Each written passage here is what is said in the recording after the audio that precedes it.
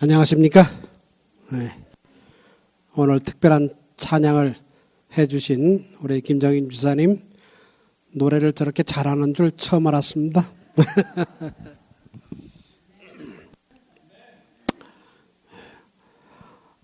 오늘은 제가 마중물이라는 제목으로 말씀을 드리겠습니다. 우리 성경절은 요한복음 12장 24절로 25절 말씀입니다. 내가 진실로 진실로 너에게 이르노니 한 알의 밀이 땅에 떨어져 죽지 아니하면 한 알 그대로 있고 죽으면 많은 열매를 맺느니라. 자기 생명을 사랑하는 자는 잃어버릴 것이요 이 세상에서 자기 생명을 미워하는 자는 영생하도록 보존하리라. 아멘.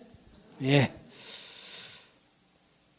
제가 말씀을 시작하기 전에 한 가지 짧은 질문을 하겠습니다.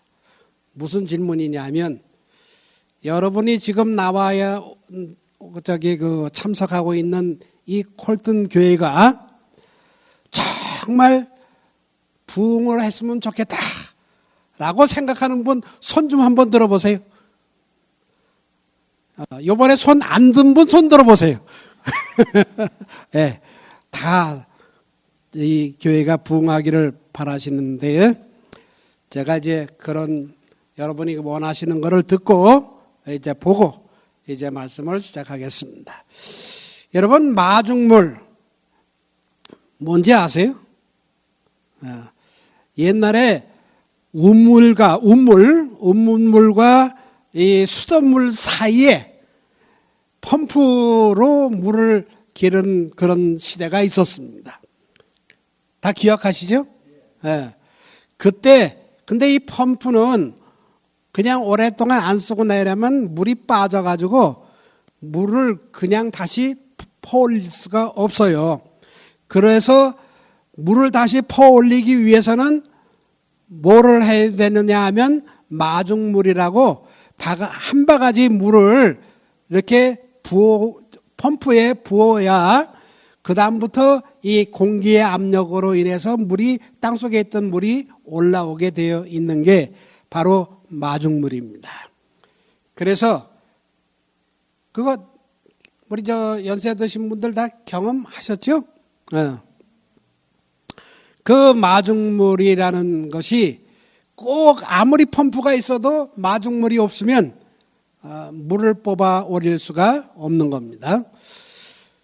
이제 그래서 이 마중물에 대해서 제가 좀 말씀을 드리는데, 먼저 여러분 저기 워싱턴 DC에 가면 여러 기념관들이 있는데 그 중에서 이 토마스 제퍼슨 기념관이라는 것도 있습니다. 혹시 가보신 분 있으세요? 여기?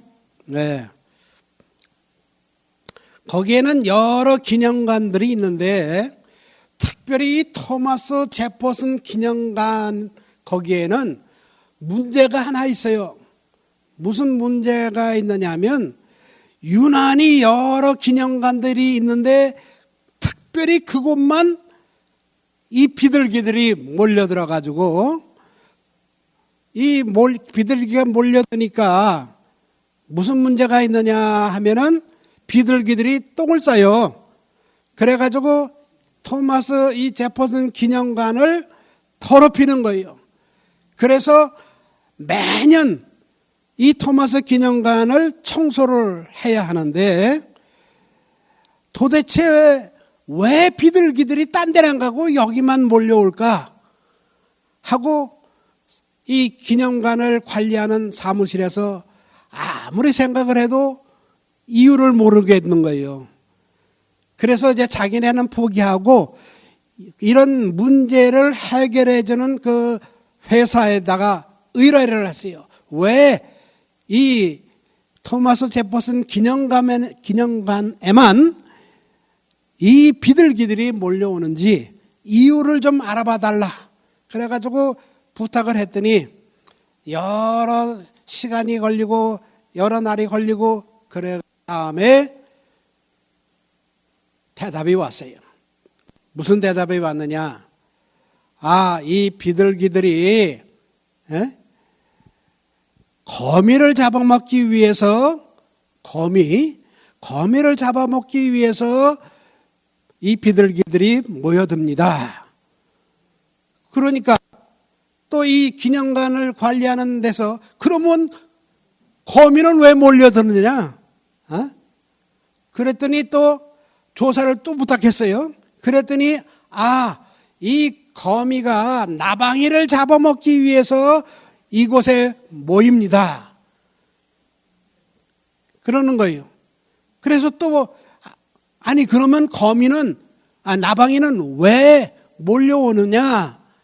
그래가지고 또 조사를 부탁을 했더니 한참 있다가 시간이 많이 몇 시간이 아니고 한참 있다가 또 대답이 오기를 이 제퍼슨 기념관에는 다른 곳보다 밤에 전깃불을 2시간 일찍 켜니까 나방이들이 몰려오고 나방이를 잡아먹기 위해서 거미가 오고 거미를 잡아먹기 위해서 비둘기가 모입니다. 그러니 불을 2시간 딴 데보다 2시간 일찍 켜지 말고 딴 데처럼 같은 시간에 켜십시오.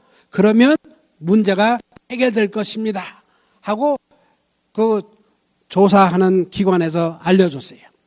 그래서 그 사람들 말대로 진짜 했더니 됐을까요? 안 됐을까요?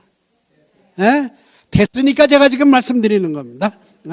그래서 불을 2시간을 늦게 켜니까 그 다음부터는 뭐예요? 나방이가 안 몰려오고 나방이를 잡아먹기 위해서 거미도 없어지고 거미를 잡아먹기 위해서 비둘기도 안 오고 그래가지고 문제를 해결했다는 것입니다.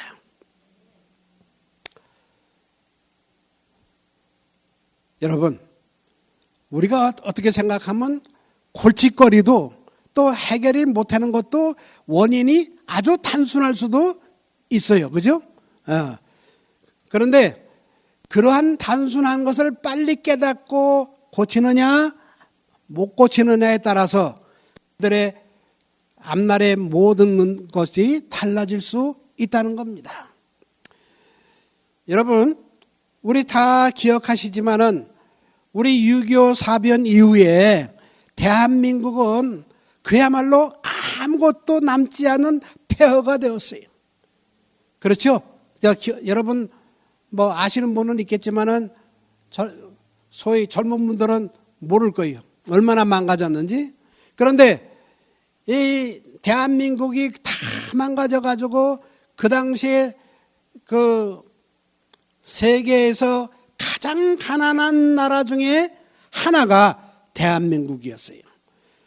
그래서 이제 52년, 53년 지나고 나서 경제 발전을 해보려고 하지만 뭐 있어야 경제 발전을 하죠.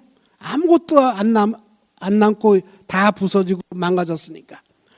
그러다가 이제 잘 아시는 대로 박정희 소장이 쿠데타를 일으켜서 잘 살아보자 하고 구호를 외치면서 해보려고 했지만 뭐 있어야 잘 살아보죠?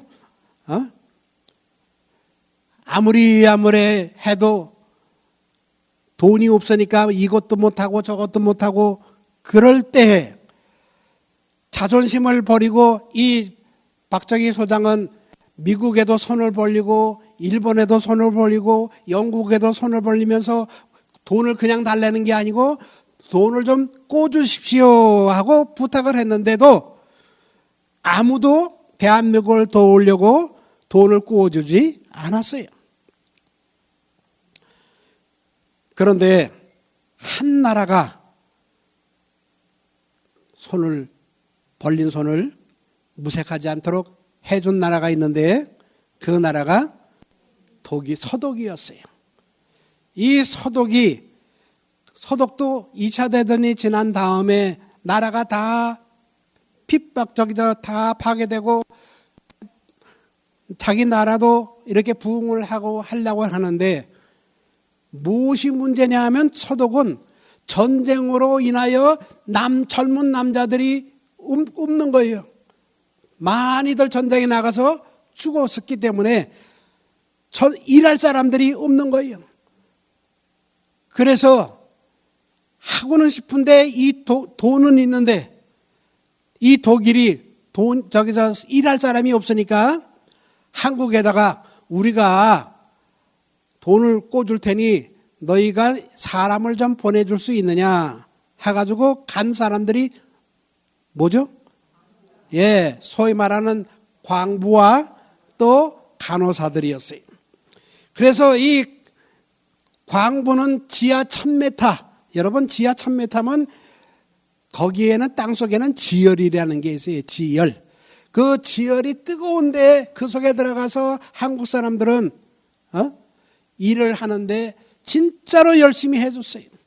또 간호사들은 한국에서는 간호사 자격증을 가지고 있지만 서독에 가가지고는 간호 보조사를 하는 거예요. 정식 간호사를 일을 못하고 보조사 역할을 하면서 또 이 사람들이 한 일이 뭐냐면 주로 죽은 환자들을 이렇게 씻고 옷 입히고 하는 그런 일을 주로 했는데 얼마나 성심껏 잘했는지 병원에서 한국 간호사들을 다 인정을 해줬어요. 그래서 그야말로 이 서독에 간 광부들과 또 이 간호사들 때문에 그 사람들이 받는 월급을 담보로 이 서독에서 돈을 꿔줬는데 얼마를 꿔줬느냐? 그 당시에 1억 5천만 마르크, 당시 미국 돈으로는 3천만 달러를 꿔줬어요. 그냥 준 게 아니고 꿔준 거예요. 그래서 박정희 소장은 나중에 대통령이 됐지만 이 돈을 받아가지고 한국에 여러 공장을 짓고 또 경부 고속도로를 짓고 그렇게 시작을 해서 오늘날 대한민국이 되는 기초를 놓은 것입니다. 여러분, 제가 이 말씀을 왜 드릴까요?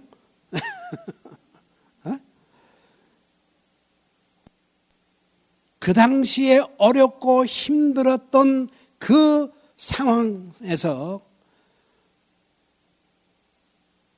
나라를 살리고 잘 살아보자고 하는 그 일념으로 배를 고르면서 그야말로 흔히 말하는 허리띠를 동여매고 일한 사람들이 바로 우리 아버지 때예요. 그런데 그런 그 광부나 간호사가 얼마나 많이 갔느냐면 1977년까지 갔는데 그때 통계에 의하면 7,932명이 갔고 간호사는 1만 226명이 서독으로 가서 일을 했어요.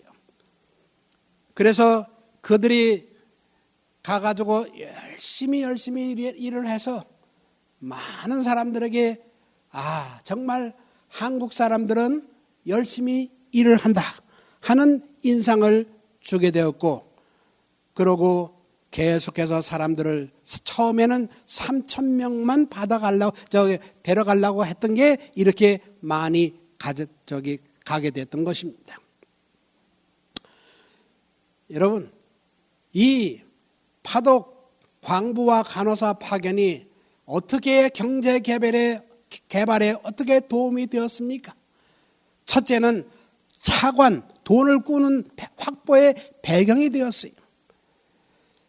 신뢰할 수 있는 인력 제공, 한국 정부는 서독의 우수한 노동력을 안정적으로 공급할 수 있다는 점을 내세워 차관 교섭을 성공시켰고, 그러고 그 임금을 담보로 돈을 꿔준 것입니다. 물론 이 한국 정부가 이 북한처럼 사람들을 내보내가지고 그들의 임금을 다 뺏은 게 아니에요.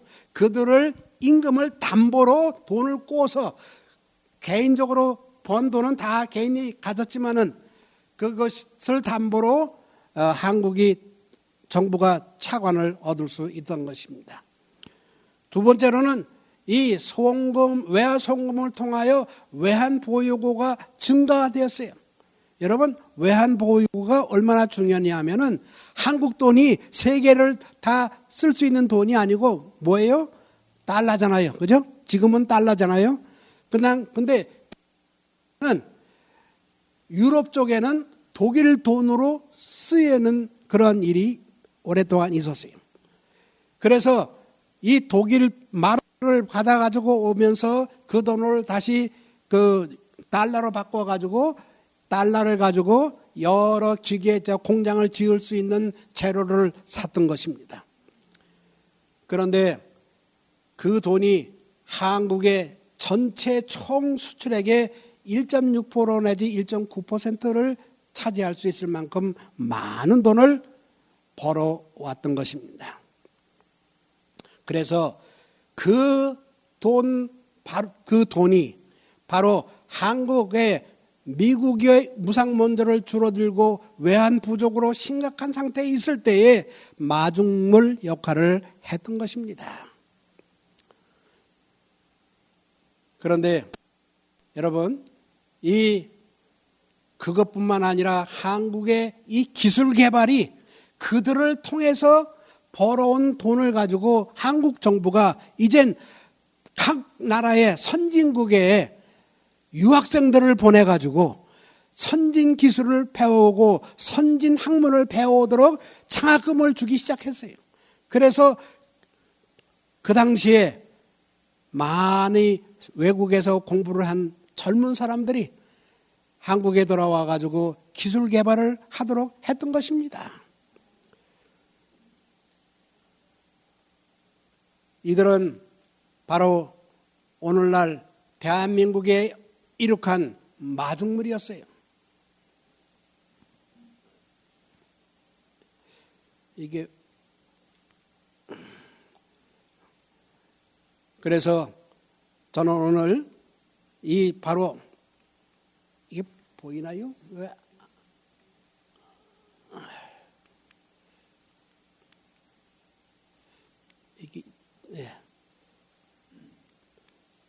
이게 잘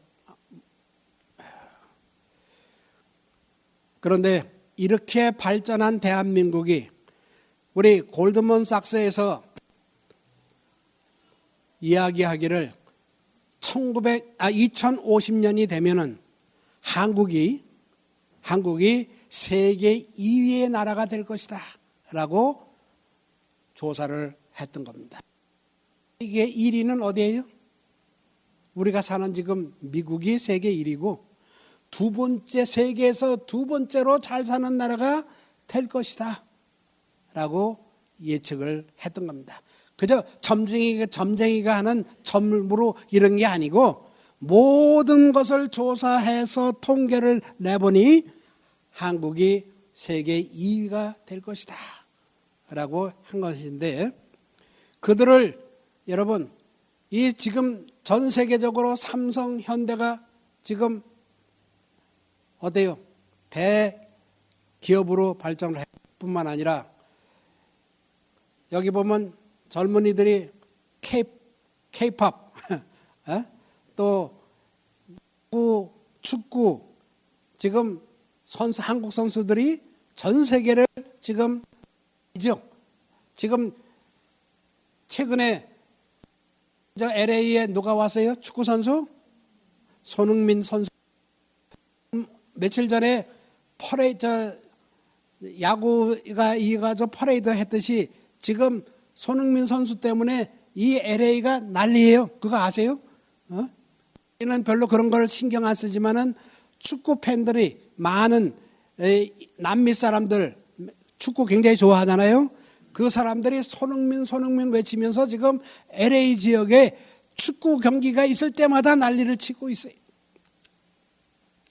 이만큼 우리 대한민국이 발전을 할 수 있었습니다. 누구 때문에? 누구 때문에? 예? 바로 한국을 이끌어갔던 우리의 조상들이 있었지만은 서독으로 갔던 간호사와 광부들 때문에 우리 대한민국이 발전하기 시작했던 겁니다. 솔직히 저희 집안에 그런 사람은 없어요. 그렇지만 저는 진짜로 진심으로 대한민국을 사랑하기 때문에 저는 그 사람들을 존경합니다. 정말 그냥 하는 말이 아니라 그 당시에 광부로 갔던 사람들 또 간호사로 갔던 사람들, 그런데 그들이 부부가 됐던 사람이 참 많아요. 그 부부가 초덕에 외롭게 따로 갔다가 거기서 결혼을 해가지고 가정을 이룬 부부들이 참 많아요. 그런 사람들을 저는 정말 존경합니다. 아무튼 제가 이제 오늘 이런 이야기를 드리는 이유가 있어요. 뭘까요? 예, 바로 우리들도 마중물 역할을 합시다. 이런 얘기를 하려고 그러는 거예요.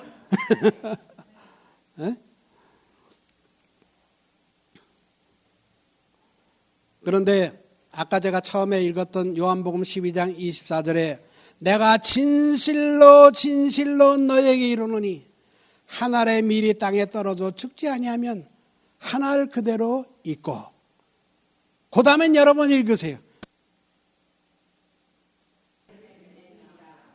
좀 큰 소리로, 좀 목소리를 합쳐서 시작. 죽으면 많은 열매를 맺느니라. 우리가 맺는 열매는 무엇일까요? 예? 대답 좀 해보세요. 우리 홍장로님, 우리가 맺는 열매는 뭘까요?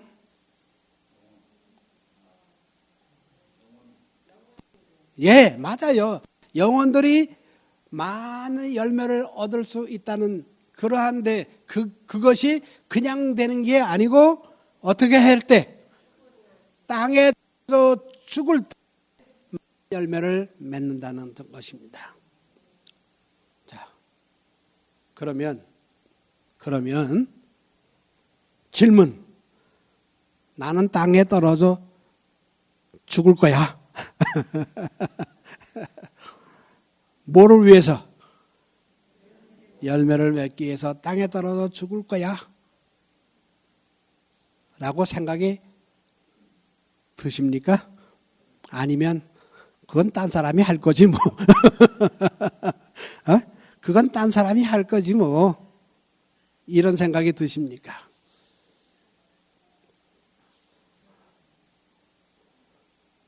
여기에 이 교회의 해답이 있습니다. 다시 말씀드립니다. 거기에 이 교회의 미래가 달렸습니다. 나는 조금 다니다가 재미없으면 딴 데 가지 뭐.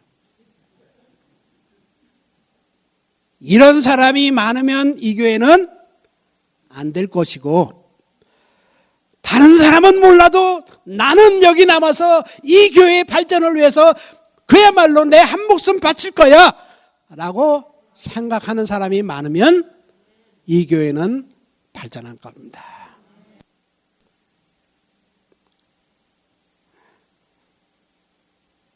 제 말이 맞는 것 같아요? 안 맞는 것 같아요? 자, 맞는다고 생각하시는 분은 그럼 나도 거기에 동참하자 하는 마음이, 그런 결심이 있게 되시길 바랍니다. 어리석은 자여, 너희 뿌리는 씨가 죽지 아니하면 살아나지 못하겠고. 우리가 죽어야. 근데 제가 사실 그전에는 농사라는 농자도 모르는 사람이었어요. 근데 제가 이 필레네 은퇴한 다음에 필레네 가가지고 이것도 심어보고 저것도 심어보고 이제 처음 난생 그야말로 처음으로 농사라는 걸 해보거든요. 근데 안 해봤던 거니까 잘 될까요? 안 될까요? 예, 맞아요. 잘 안 돼요. 모르니까. 자, 어떻게 해야 될지 잘 모르니까. 그래서 요즘 조금씩 터득해 가고 있는데, 물도 많이 줘야 되지만, 비료도 또한 잘 줘야 되는구나. 근데 아무 때나 주는 게 아니고, 제때에 줘야 되는구나. 이거를 조금씩 터득하고 있습니다. 여러분, 우리 모든 것이 때가 있어요. 천하만사에 때가 있습니다. 심을 때가 있고 뽑을 때가 있어요. 그것처럼 교회 발전에도 때가 있는 거 아십니까? 때가 있어요. 또한 우리가 알아야 할 것은 자기 희생의 법칙은 자기 보존의 법칙이다라는 것입니다.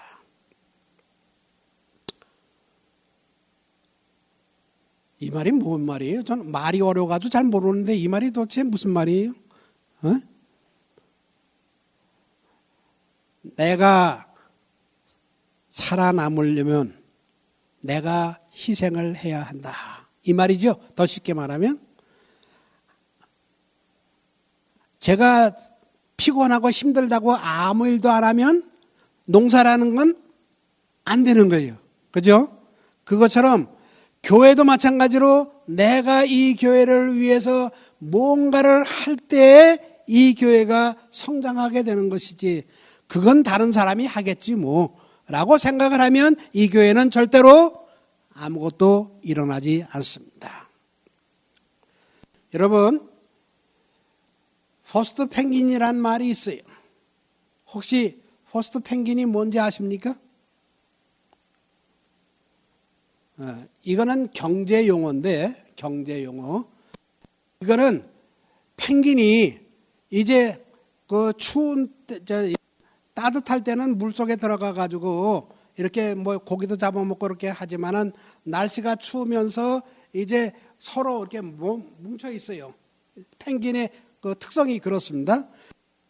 배가 고프잖아요. 또 새끼도 낳고 그러면 먹이를 먹여야 되는데 이렇게 다시 바다에 나가가지고 뭘 잡아먹어야 되는데 잡아다가 새끼도 줘야 되고 그런데 바다에 들어가면 또 그곳을 펭귄이 들어오면 잡아먹으려고 하는 뭐가 있어요? 바다 사자와 물개나 이런 것들이 또 있어요. 그러니까 이 펭귄들은 바닷가까지 가면서 누가 먼저 들어갈까 하고 서로 눈치만 보는 겁니다. 그럴 때 제일 처음에 바다에 뛰어들어가는 펭귄이 퍼스트 펭귄이라고 그래요. 그 퍼스트 펭귄은 각오하고 뛰어드는 겁니다. 그런 펭귄이 없으면 다른 펭귄은 주저주저하고 말아요. 못 들어가요. 그렇지만 이 퍼스트 펭귄이라고 하는 것은 바다에 뛰어들어가서 죽으면 죽으리라 하는 그런 마음을 먹고 뛰어들어갑니다. 그런데 놀라운 것은 그렇게 뛰어들어가는 이 펭귄은 죽는 것도 물론 있지만 반면에 큰 수확을 제일 먼저 거둘 수도 있어요. 그야말로 우리 죽기 아니면 까무러치기다 하는 말이 있죠. 그런 것처럼 내가 죽기를 각오하고 들어가면 다른 펭귄이 잡아먹지 못하는 그 물고기나 다른 것들을 제일 먼저 잡을 수도 있어요. 그래서 여러분, 이 불확실한 상황에서 가장 먼저 도전하는 사람을 경제학에서는 퍼스트 펭귄이라고 말을 하는 것입니다. 그런데 이 퍼스트 펭귄은 바로 이 불이익과 고위험을 감수하는 대신 큰 보상에 따르는 도전 정신을 뜻하는 것입니다.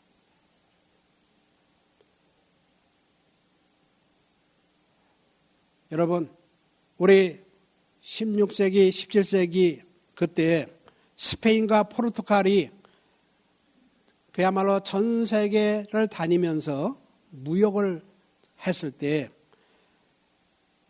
그들은 다른 나라가 안 가니까 포르투갈이나 스페인이 다른 데 가가지고 좋은 것들은 다 먼저 가져와가지고 나라가 부강을 했어요.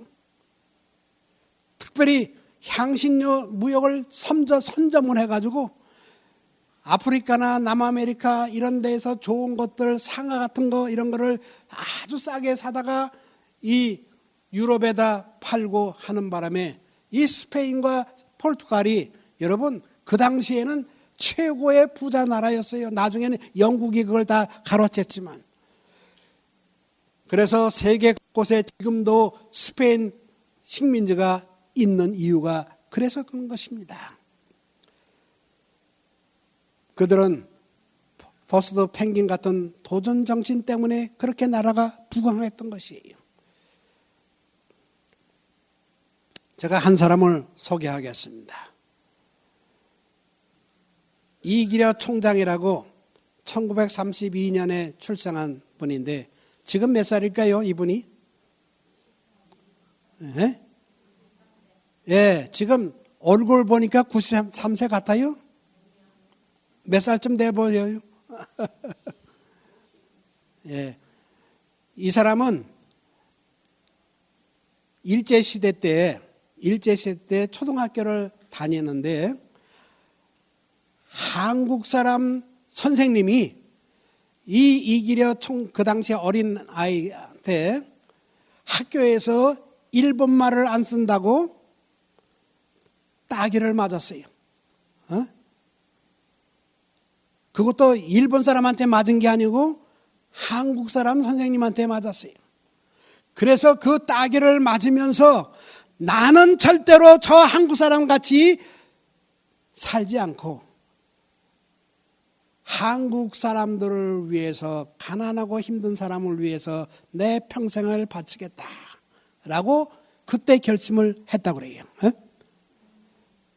그런데 이 이기려 총장은 그로 인하여 그야말로 열심히 공부를 해가지고 한국 최초의 여의사가 되었고, 또한 여의사가 될 뿐만 아니라 여러분 과천의과대학이라고 하는 그 길병원은 한국 최초로 다른 병원들은 다 수술이나 입원비가 있으면 돈을 먼저 받고 수술도 하고 입원을 시키는데 이 과천의과대학 이 길병원은 환자들이 돈을 안 내도 또 돈을 준비 못해도 입원시키고 수술을 해주는 유일한 병원이 되었어요. 왜? 나는 한국의 어렵고 힘든 사람을 위해서 내 평생을 바치겠다고 하는 이 이기려 총장, 병원장의 의지 때문에 그랬습니다. 그럴 때 많은 다른 병원장들이 저 병원 조만간에 어떻게 할 것이다? 망할 것이다. 망할 것이다. 왜? 환자들한테 입원비도 안 받고 무료로 해주는 게 아니라 입원비가 없어도 받아주고 입원비가 없어도 수술해주고 이렇게 하니까 조만간에 망할 것이다 라고 많은 병원장들이 이야기를 했어요. 그런데 망했을까요? 망했으면 제가 오늘 얘기를 못 해드리죠. 이 길병원이 정말 한국에서 유명한 병원이 되어가지고 지금은 큰 종합병원이 되었을 뿐만 아니라 한국에 몇 안 되는 요즘 제일 의사들 사람이 하는 그 수술 말고 로봇이 하는 수술, 이것을 가지고 있는 병원이 한국에 지금 3개밖에 없는데, 서울대병원, 연세대병원, 바로 이 과천의과대병원, 이 3군데밖에 없다는 겁니다. 그만큼 발전을 했어요. 제가 이런 이야기를 드리는 것은 사람의 생각하고 다르다 이 말입니다. 열심히 뜻을 가지고 일을 하면 그 결과가 온다는 겁니다.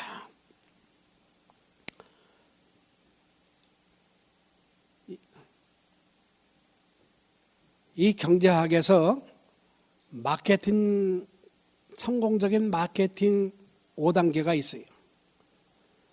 그 5단계가 있는데, 첫째, 이 사업에 성공하려면 들려줄 만한 이야기가 있고 세상에 기여할 만한 가치가 있는 물건을 고안해내는 것입니다.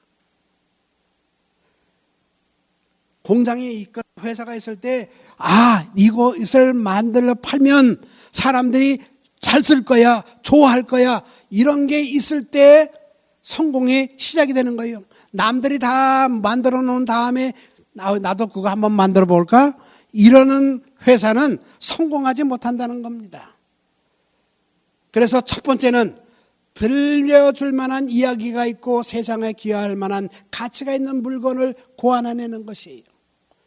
둘째, 뭡니까? 그것을 소수의 사람들에게 혜택을 주고 사랑받는 방식으로 설계하고 제작하는 것입니다. 세 번째는 유효시장에 내재된 내러티브의 꿈에 맞는 이야기를 들려주는 겁니다. 참 그 물건 참 좋아. 저번에 써보니까 정말 좋대. 이런 얘기가 사람들 입에서 나올 수 있도록 해야 되는 거예요. 그 다음에 모두가 흥분하는 일, 바로 입소문을 터뜨리는 것입니다. 그 다음에 오랫동안 꾸준히 그리고 일관되게 정성껏 일으키고자 하는 변화를 기획하고 주도하며 그것에 대한 신뢰를 구축하는 것입니다. 제가 왜 오늘 경제학을 또 이야기할까요? 여러분에게 경제학을 가르치려고 한 게 아니고 이것을 교회 발전에 적용할 수 있다 이 말입니다. 교회 발전을 하기 위해서는 첫째, 단상에서 사람들은 설교를 잘 들어야 되는데 설교가 사람들 마음에 들도록 설교할 수 있는 사람을 데려오는 거예요. 그게 아주 중요한 거예요. 둘째로는 정말 이런저런 행사를 하면서 교회가 참 그 교회 가니까 다양하게 온갖 프로그램을 하고 있어 하는 이야기들을 해야 되는 거예요. 그 다음에 뭘 해야 되느냐 하면 그 교회 갔더니 참 분위기가 좋아. 그 교회 가니까 지지고 볶고 해. 이런 얘기가 아니고 그 교회 가니까 정말 분위기도 좋고 손님 처음 가는 사람들에게 친절하고 참 좋아. 나 그 교회 또 한번 가보고 싶어. 이런 마음이 들도록 해야 되는 것입니다.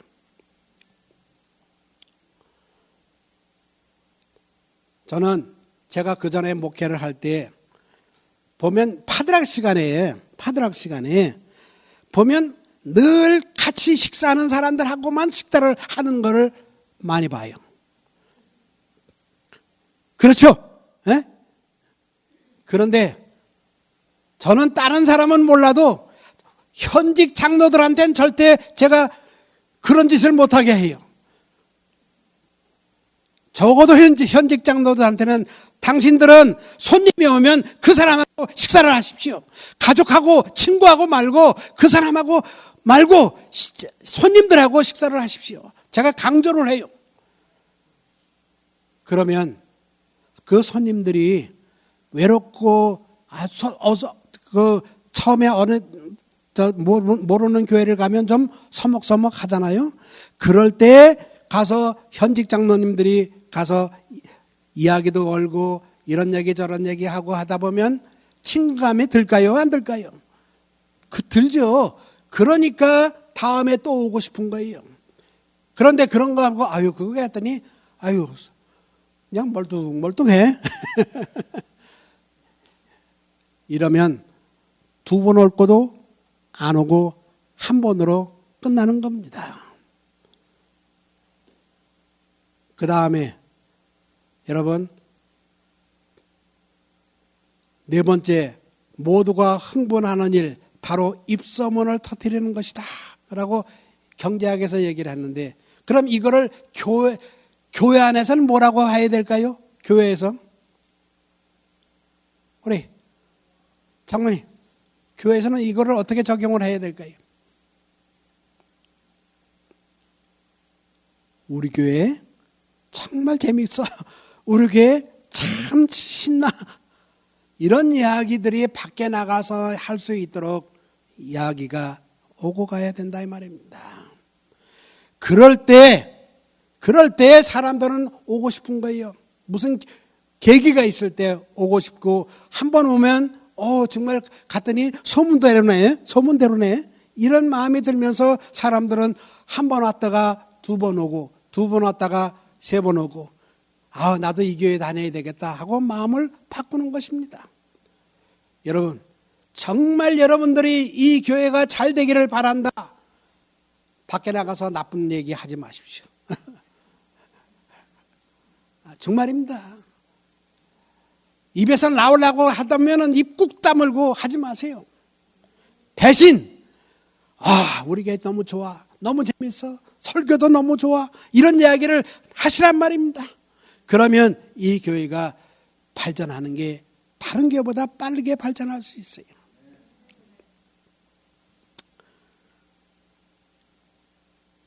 제가 오래전에 벌써 한 20년 가까이 되네요.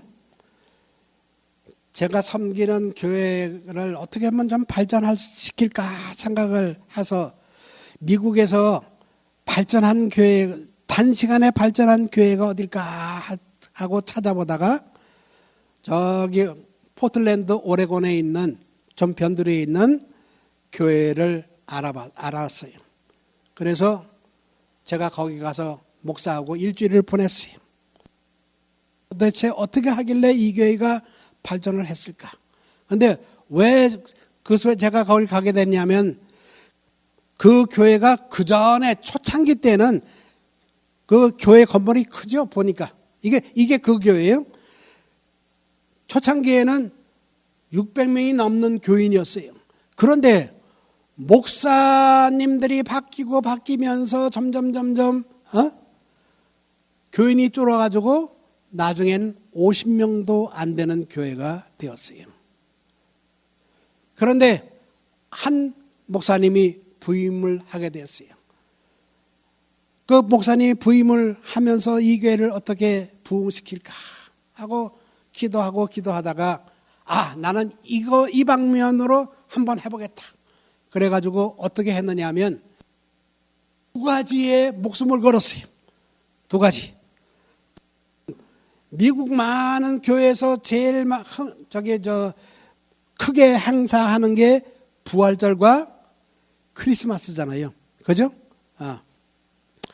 그래서 이 목사님은 부활절과 크리스마스 행사를 대대적으로 하려고 작정을 했어요. 그래서 부활절 때는 부활절 칸탄타를 하는데 온 교우들이 노래 잘하고 못하고가 없어요. 다 참석을 시켜. 그래가지고 매일 연습을 하는 거예요. 그래서 매일 연습을 시키니까 좀 잘할까요? 잘하죠. 그래가지고 소문을 냈어요. 일주일 동안 부활절 당시에 일주일 동안 매일 부활절 칸타타를 한다. 하니까 동네에 그 많은 사람들이 처음에는 조그만 교회에서 뭘 할까? 이런 생각을 가지고 참석을 하는데 가서 보니 정말 잘하거든요. 그러니까 뭐가 나와요? 그들이 입에서 소문이 나기 시작을 하죠. 그러니까 칸타타 잘한다고 소문이 나면서 점점 해마다 부활절만 되면 그 칸타타를 들으러 사람들이 모이는 겁니다. 또 크리스마스 때는 크리스마스 행사를 예수님의 죽음과 부활 그것을 하는 거예요. 출생과 죽을 때까지 그 행사를 하는데, 여러분 그때 그냥 말로만 하는 게 아니고 동물들을, 실제 동물들을 갖다 놓고 그 교회 안에 그것을 들여놓은, 본래 교회는 동물들이 들어오도록 되어 있는 게 아니지만은 실제로 그것을 해서 예수님이 출세하면서 돌아가실 때까지의 그 모든 것들을 연극으로 다 하니까 사람들이 모이기 시작합니다. 그래서 이 교회가요, 그 목사님이 부임해가지고 3년 만에 토론 600명이 됐어요. 3년 만에. 지금은 더 커졌을까요? 예? 더 커졌으니까 제가 지금 더 얘기를 하는 거죠. 그것처럼 여러분, 누군가가 희생하고 헌신을 할 때 교회에 부흥이 있는 겁니다. 여러분 혹시 데스밸리에 가보신 적이 있나요? 데스밸리. 거기 데스밸리에 보면 스토브 파이프 웰스라는 곳이 있어요. 스토브 파이프 웰스. 옛날에는 지금은 이렇게 가게도 있고 그렇지만 오래전에 말 타고 다니고 그럴 때 사막을 건너 동부에서 이 서부까지 오는 사람들이 사막을 건너다 보면 제일 필요한 게 뭐죠?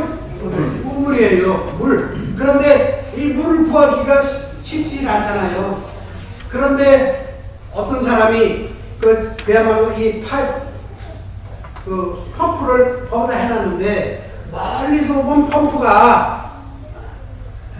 펌프가 작으니까 멀리서 잘 안 보이잖아요.